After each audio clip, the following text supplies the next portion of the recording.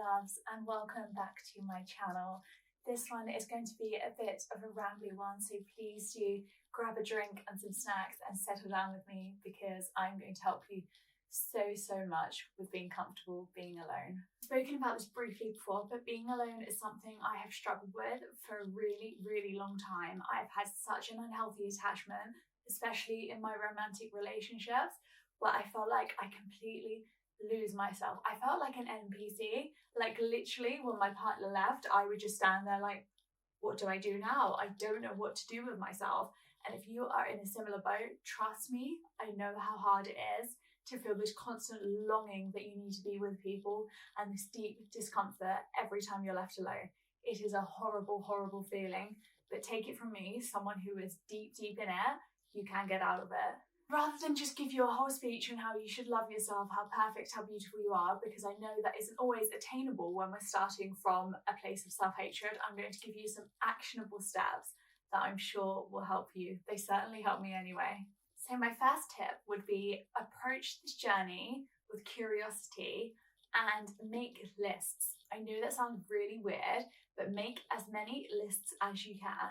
So when you do enter into relationships in the future, you know what you like and dislike. First of all, make a list of your core beliefs. This is something I would really struggle with. I would completely change my personality depending on who I was with, because I didn't know what I valued as a person. I really value honesty, for example, and therefore if someone's really funny but they compulsively lie, that's not someone I want to have in my life. Whereas if one of your core beliefs is you want life to be joyful, maybe that wouldn't be such a big deal for you. So knowing what you want in yourself and in the people around you will be a massive learning curve, and it can also help you check your behaviours. Oh, I'm going to do this, well, does that fit with my core beliefs? Is that the person I want to be? Also, ask yourself some questions interview style. Again, it's something I didn't know. If someone asked me my favourite author, I literally would have no idea. It would change from day to day because I wouldn't actually know. Same with my favourite food. I would try a food one day and go, oh no, I don't like that. And then the next day I would, depending on how the people around me felt. I'd feed off that so much, and it was not being integral and authentic to myself. So now I can stand really firm in myself and go, no, I actually don't like that, or yes, I really love that, and no, it's true to me. This is an amazing thing to carry forward. It will also help you build confidence in yourself and trust with yourself, because you know you've got your own back and you're never going to end up in an uncomfortable situation. Number 2, time block. This is especially helpful if you just come out of a relationship, which I'm sure some of you who are watching this video probably are, or maybe you've lost a friend or a loved one, who knows. Time block to get through your days. It is good to have time alone and with your thoughts, and you can put that into your time block, but keeping yourself so busy throughout the whole day is really important. An example of my time block would be get up at 6 a.m. From 6 till 6:15, I'm going to wash and get changed. From 6:15 to 6:30, I'm going to go downstairs and have a cup of tea.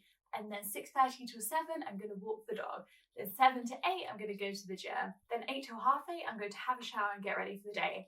You get the idea, and it gives me not a chance to just sit and scroll on TikTok, because then I'll get behind, and that really frustrates me. So if you're just in the start of this journey, definitely time block, definitely keep yourself busy. Do not allow yourself that chance to just sink into the world.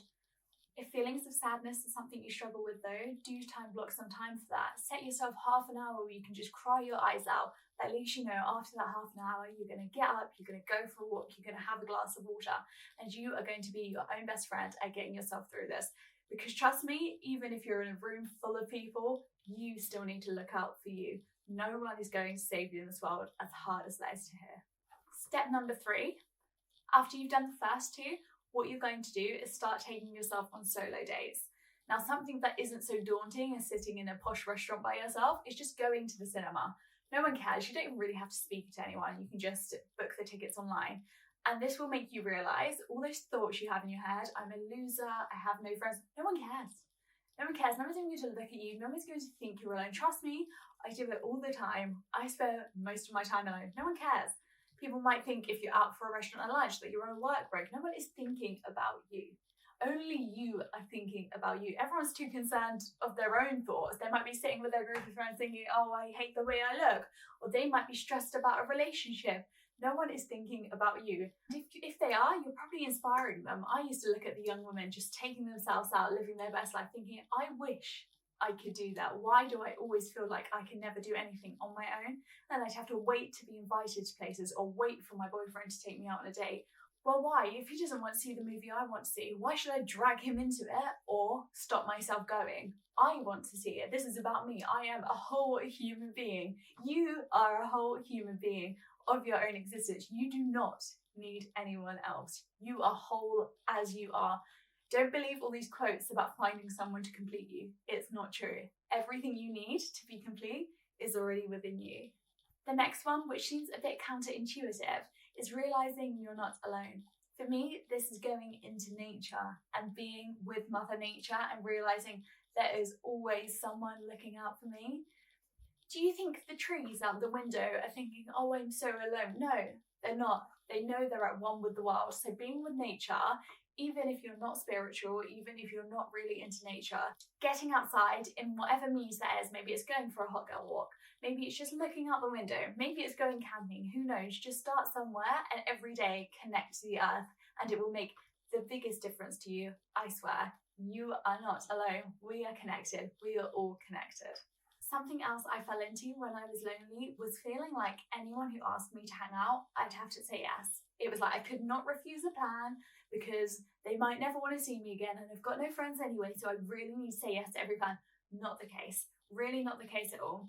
The world is full of energy vampires. They want to drain your energy and bring you down and take away your happiness. And the more you let these people into your life, the more alone you're going to feel, even in a room full of people. The people who are meant for you will find you. I promise you that. That's why I'm speaking on here today, because I know the people who resonate with me will find me. Whether that's 5 people or 500 people, I really don't care, because I'd rather be surrounded by a few beautiful souls than hundreds of people jealous and trying to bring me down. And the last note I'm going to speak on today is take a social media detox. I know it's hard, especially if you're depressed and you're scrolling through TikTok. I get it, but comparing yourself to other people's lives is really not going to get you anywhere. Trust me, I know it's hard looking on Instagram stories and seeing everyone with their massive group of friends having massive birthday parties and everyone seems to love them and they seem to be surrounded by people and love all the time. And maybe they are, but for 99% of us, that's not the truth. I know when I'm most active on social media, my personal social media, is actually when I'm feeling the lowest and I'm posting things from a long time ago, or maybe things where I wasn't even having a good time, but I just want to show off that I'm doing something to sort of prove to myself and the world that I'm happy when I know truly I'm not. So just take that with you if you're going to stay on social media, but even just not looking at it for a day. See the difference that makes for you. One of my friends deleted social media for a couple of years and it lifted this massive anxiety off of her. So if that's something you can do when you struggle with being alone, I would definitely recommend just giving it a little try. Just for me, please. So that's all the tips I'm going to give you for today. I have many more because I'm still in my process of being alone. We'll call it solitude from now on, my process of loving being in solitude. So if you would like some more advice, do let me know. Please subscribe to my channel. Thank you so much for joining me today, and I hope to see you again very soon. Bye guys.